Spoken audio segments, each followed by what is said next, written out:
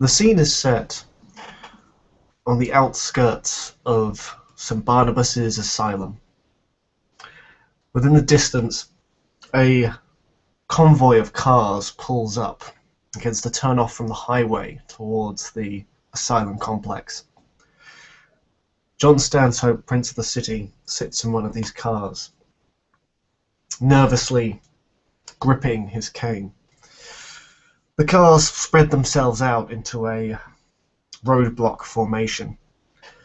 His ghouls, Alfred and Geoffrey, head out of the car in high-vis jackets and put forward simple road signs of diversions or roadblocks ahead as a simple measure, perhaps to get less traffic towards whatever this thing may be.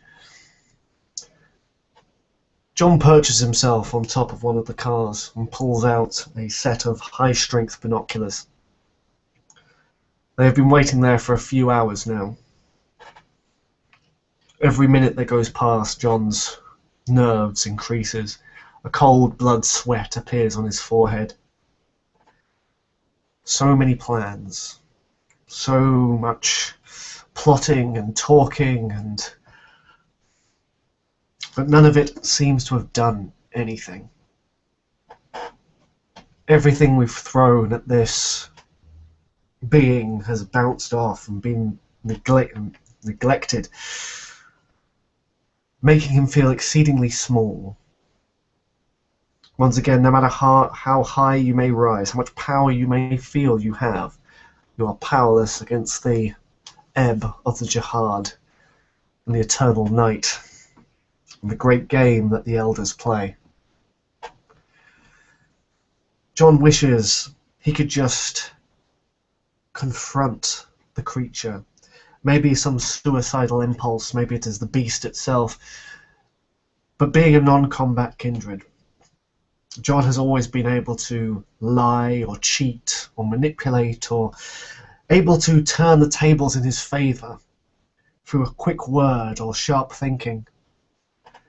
But this being is beyond comprehension, beyond any simple plan or trick that John can possibly think of. He knows he has a duty to fulfill for this city. He has people he cares about. Even in the cold deadness of his heart and how much the beast has claimed, he still holds a small grip of honour and humanity. The tentative strings of his soul still lay there. He thinks for a second that perhaps he can just run, flee the scene, never to look back, start anew. He got Prince once, he can do it again, but he dismisses it. He will never be able to get far enough away now, and he couldn't bring himself to abandon the people he calls friends. Something happens within the asylum. He can see lights appear. He strains his auspex to his hearing and can hear the faint sound of an alarm. And then panic as the floor underneath the cars and underneath his feet starts to tremor, starts to move. And then another, louder, stronger this time. He can see the mortals pour out of the asylum like ants, gathering outside the wall, evacuating in orderly steps, some panicking. Then it happens again. The ground moves and shakes in an unholy cacophony. The alarms on the cars start to go. Fear and panic start to rage within him, his beast whispering, shouting, screaming at him to run. But like watching a train crash, he can't avert his eyes from the scene. If this is to be his death, then he will see it coming.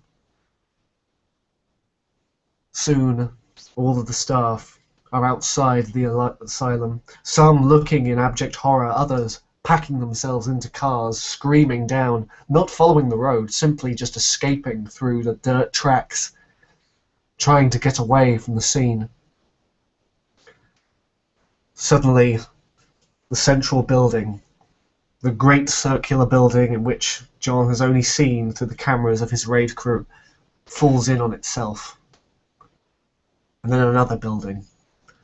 As the earthquake continues, great, vast chunks of stone begin to crumble down the entire asylum, falling in on itself like a castle made of sand. You can only look in abject horror, feeling the creature rising, knowing in his gut that this, perhaps, is the end of everything he has known.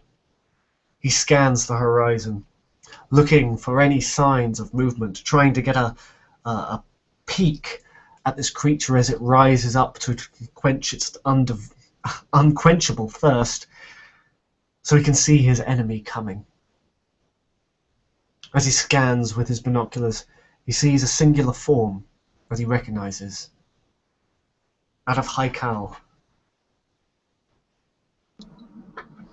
As Haikal makes his way out, we see from the distance that he has a brief exchange with a man who has Christian markings over his body. Haikal gives him a nod as he walks past him. And as he separates himself from the scene, as fire trucks, what have you, arrive, he looks like he's going to make his way down the road, having brought no vehicle, or the vehicle that brought him here having taken off. Earlier, you can see him touching his phone, but he gets no signal. His battery life has gone out, and he looks quite almost stranded as he scratches the back of his head and looks out into the street. John reacts immediately, seeing a kindred with perhaps the answers he desperately seeks. He orders Jeffrey to get into the car. The engine roars to life, and he hangs outside of it, no longer bothering for his pretense of the cane. He literally hangs out the window as the car vrooms to life and drives off-road, trying to intercept Haikal. As the car gets near, Haikal steps off the road and then just eyes the car as it approaches, smiling widely. He just lifts his hand in greeting. Haikal! Yes. Offer me a ride.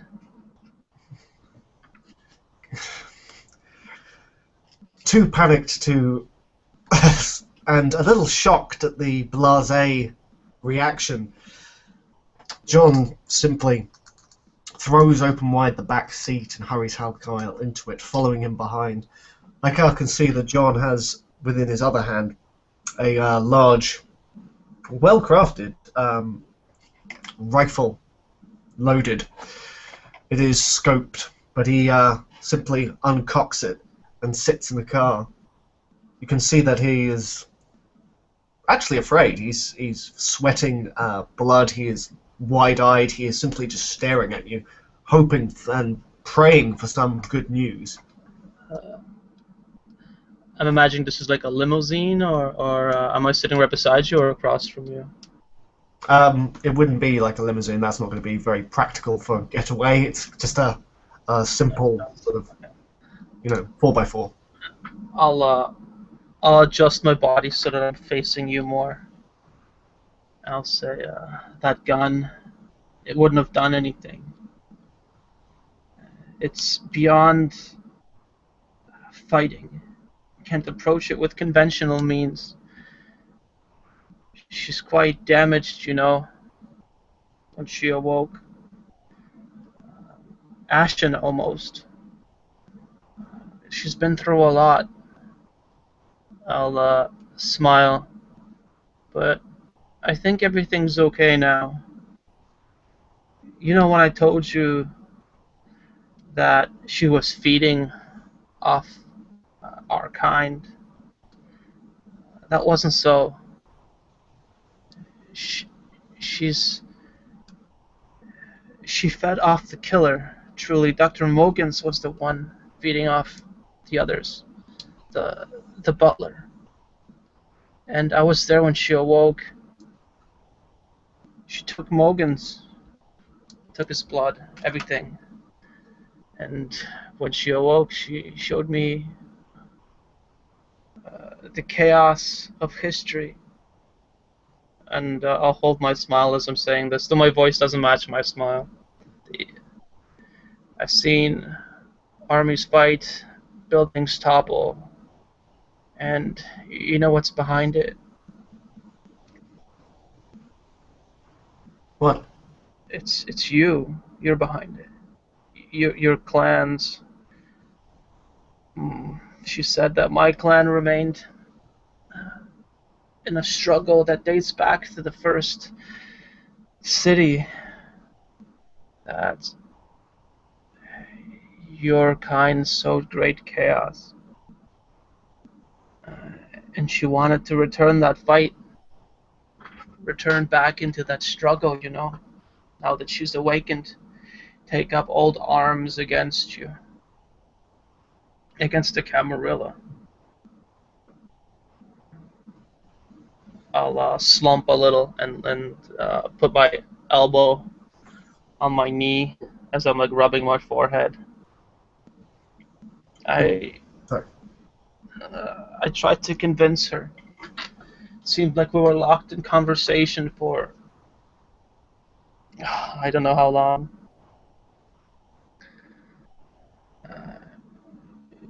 Her aim is to unify the clan.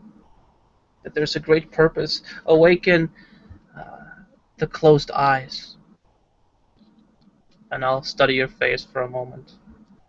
Something ancient. Something that changed our clan. Turned it away from how it used to be. How it should be. She spoke quite openly about attacking the Camarilla, about having my clan, the Malkavians, become in essence independent and in struggle against you. It took a great deal of convincing, I say as I lean back and rest my head against the seat.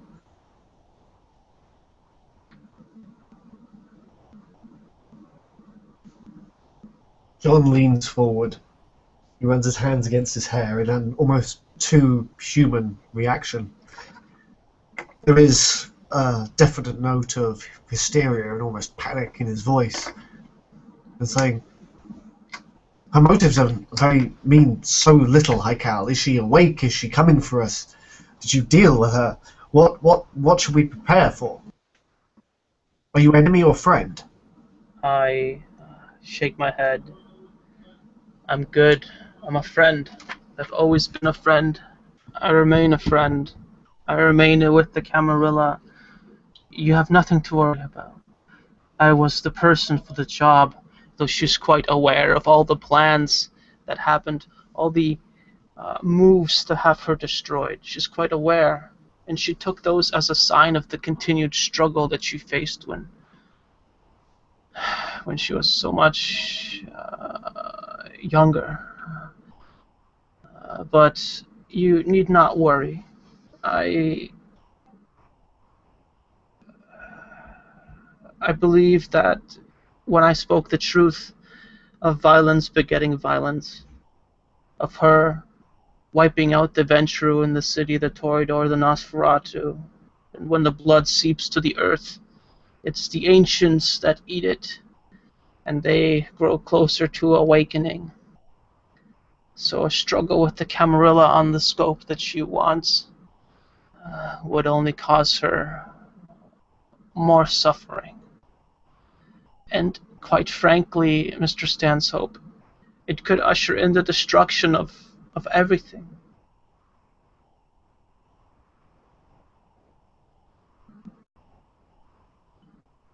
So I'll lean forward again and look you in the eye, and I look quite neutral, like the smile and or frown is removed from my face, and I get a very static look onto me. Uh, as I said, you have nothing to fear. There is no conflict headed towards you yet. She's taking a task upon herself to make the clan whole, and she's given me a glorious task.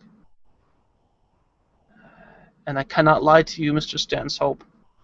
She's given us a year to show that that we are not a warlike people. A year to show that we regret the damage that has been done, and that we can rule kindly. And I look a little perplexed at this, as if perhaps I'm not getting the full message across.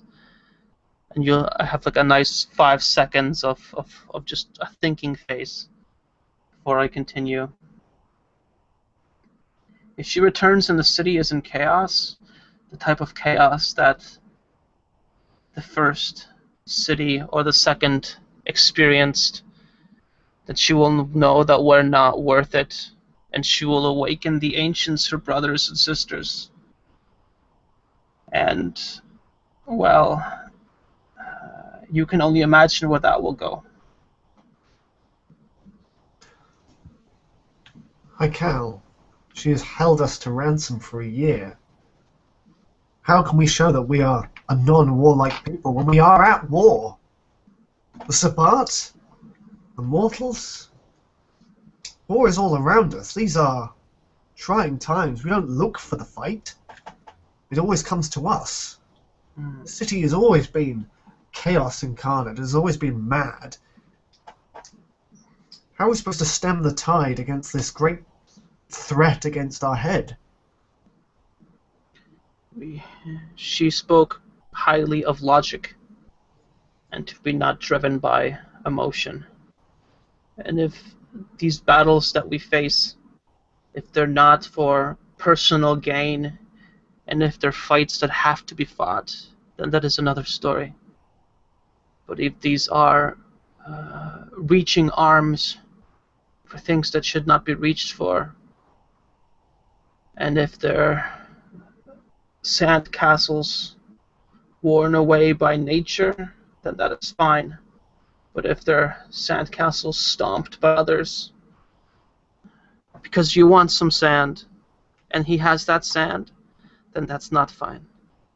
She sees everything, you know. She's seen it all the planning, as I said, all the planning against her. She knows everything. It took quite some convincing, as I rub the side of my head. But she's given us a year, and I'm certain that this year we can make it glorious. Because if we don't, then rest assured, she won't be the only ancient awake. He rubs his temples. Not entirely sure if he should believe anything Haikal is actually saying.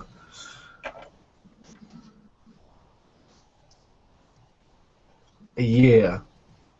A year for her to gather her strength. And what will she do in this year? How will she feed? What will she do? How much do we have to create a bubble around this ancient to protect our own hides from the masquerade? You need not worry about protecting her. She is quite skilled in obfuscation, and I believe she knows the rule of the land. She scanned my mind, and she consumed Mogan's. So there are things she knows that she need not be taught.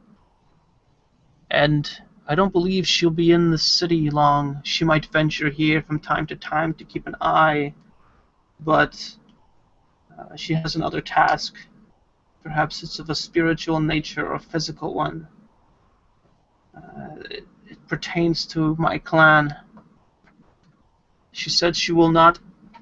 I don't believe she'll awaken the others But she, I believe, is awakening a deeper spirit, something that those outside our clan can't quite grasp, but those within might know all too well. This is a time for joy, Mr. Stanhope. You shouldn't worry. Don't you see that this is an offering of peace? And that if we are soldiers of peace, we'll embrace it. We'll make the city something that is welcoming to her. So when she returns and sees what has happened, then she'll know that it's good. Cal, you know that I can't just keep quiet about this, that the inner circle will want to know. Oh, I understand completely. This was not said to me for me not to share it with you. You need to know this because this is what she will look for. And you are the prince of this city. So the change, you are the driving force of change, Mr. Stanhope. I am only one man, Cal. I understand. But you have me as your support. I am not saying lower all guns and embrace doves. I'm saying act not out of personal gain, but mutual interest of all.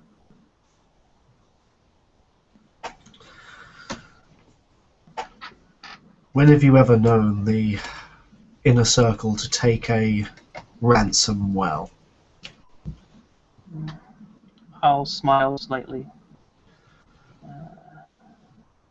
I know very little of the inner circle. I feel like I know quite a lot about the child.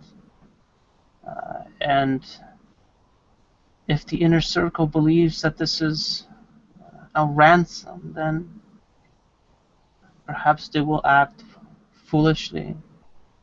But if they see it as a sign, an extension, another year of plotting, perhaps they can plot for something beyond just personal gain. It's difficult for me to explain. My mind has been not toyed with, but touched by this ancient being.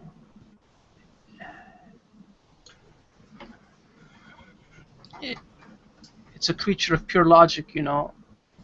I think that I'm more a creature of emotion. But I know that we have a year.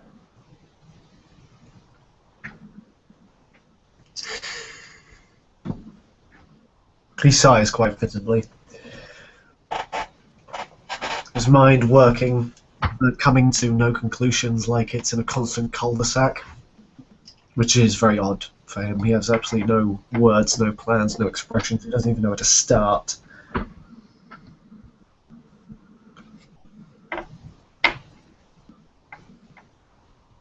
Do you know who she is? I believe so. Did she give you a name? Oh, a name I did not receive, though certainly someone that old most likely has had many names. But she suffered quite a deal. And you know that beneath the asylum there's a temple of I would dare say almost like an Aztec origin with Roman influence. She said to me that she was trapped by snakes, likely alluding to the clan of the serpent. I believe right, they did have a strong presence here with Primogen Wallace before Wolf revealed its true nature. Yes, but that's in her past. So she's been stuck here quite a while, I would imagine. Until, of course, she was discovered by Mogans and the others. So these dreams that we all experienced, they were not her doing either. That was Mogan's. All of it seemed to be, which of course made me quite happy, because when she arose, I wasn't dealing with the type of monster I was expecting. Was Mogans truly that powerful? When I saw him, he was on his last foot, bent on sacrificing himself and awakening her. In the end, she took him in a explosion of blood, really akin to the type of thing the Tremere practice. Visually speaking, I mean. But there's far too many details of this conversation for me to share. But you have been through a lot, Haikal. I'm sorry to bombard you with questions, but people will want answers, and I suspect it'll be easier for me to tell them than you. Of course. Well, tell them this, because I feel that I've made you confused as to what happened. She is awake. She's active. She's dealing with clan business now. I see. But she will pay a visit to the city and she will see if we're worth keeping. And then I smile. Will she take an audience, or does she wish to be left alone? Next I speak with her. I may ask this for you, because I don't know the answer to this question.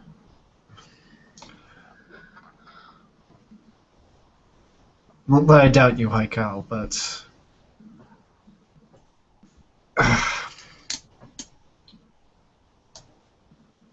let's say I am a man of imperial logic. I cannot act until I know what I'm dealing with.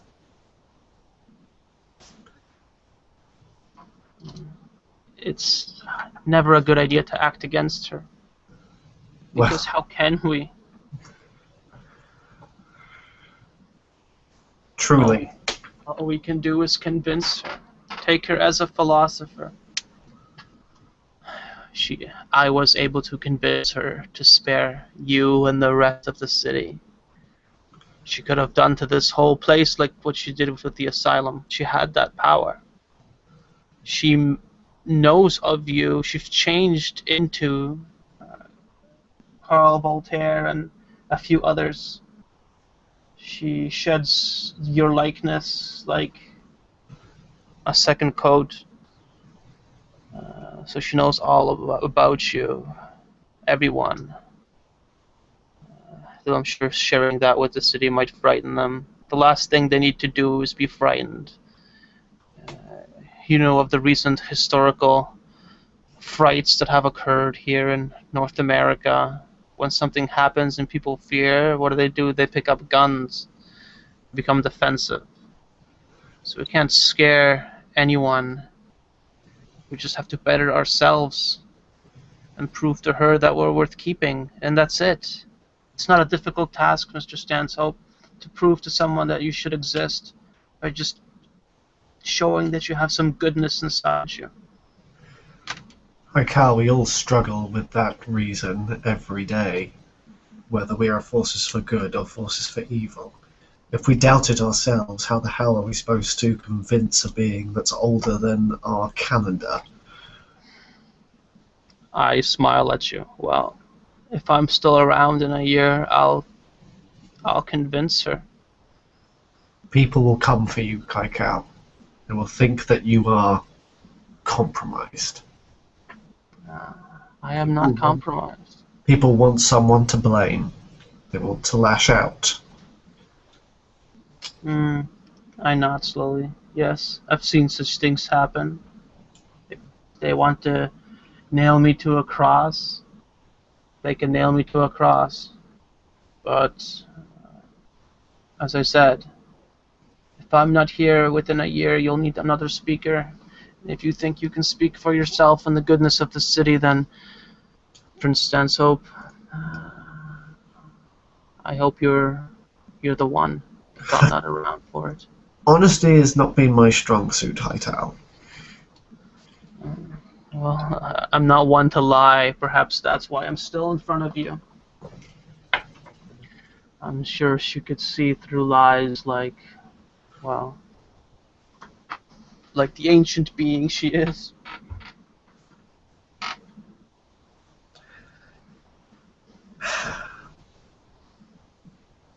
You should rejoice.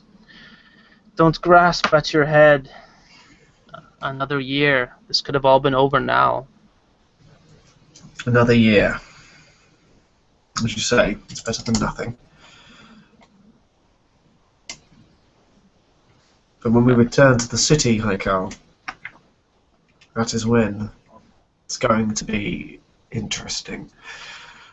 I am considering whether it is worth speaking of her giving us a year, that she is out there watching us all, or to lie and say that she has fallen back asleep to protect people from rash action. I will tell you that to my clan, they will know that she is not sleeping soon enough. I fear that she will have a close impact on those Malkavians in the city and abroad.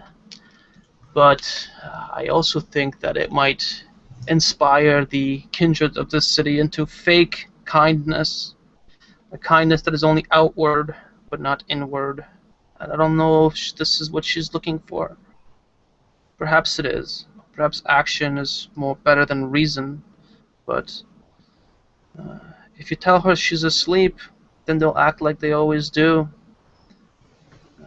But if you tell her she's awake and watching them like, I don't know, I chuckle a little bit, like Santa Claus.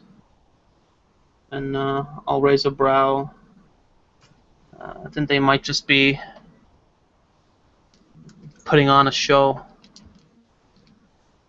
You can't change people, Haikal. Well, you can, but it's very slow progress.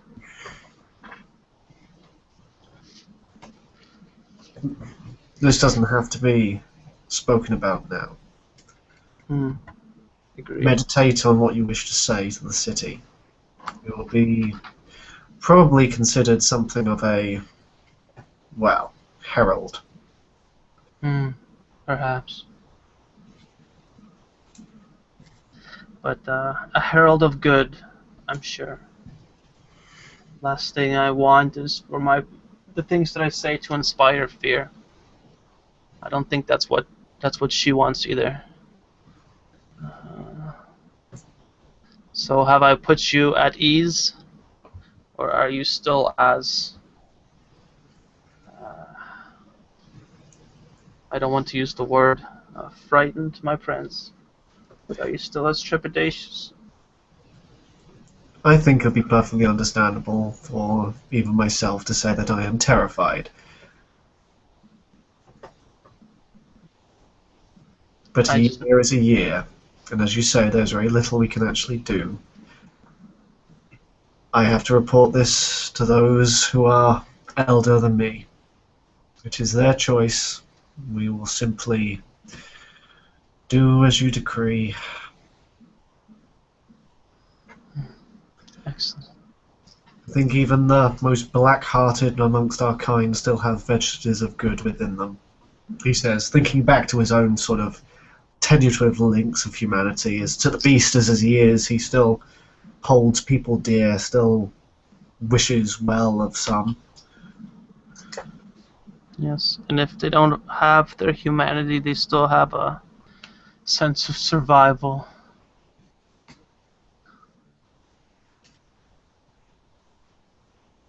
I think even the beast wants to live. I'll glance out the window. Could you tell the driver to drop me off at the antique shop downtown? If you wish. Speak with your clan, and then when you have composed what you wish to say to the city at large, contact me first. Of course. I'm glad to see that you are alive, Haikal. And I think perhaps if fate does exist, you were meant to be in that temple at that time.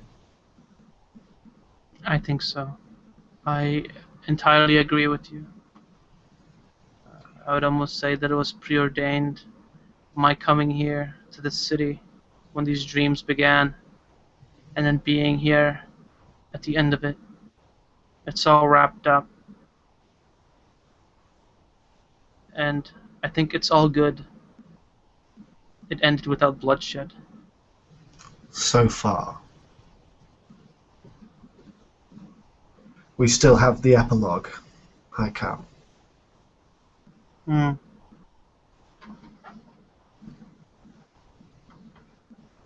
I nod to you and spend the rest of the ride looking out the window, with the asylum, far behind us by now. The two drive in silence through the city streets towards Haikal's antique shop.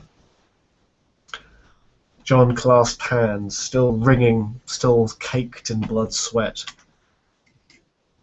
He's almost got to the point where of like sort of panic and hysteria, where it's gone to that sort of apex where he's just in this sort of zone of peace because he can't be more frightened. He drops Haikal off. The scene will end. We will see what the future of New Sarum will be after this night.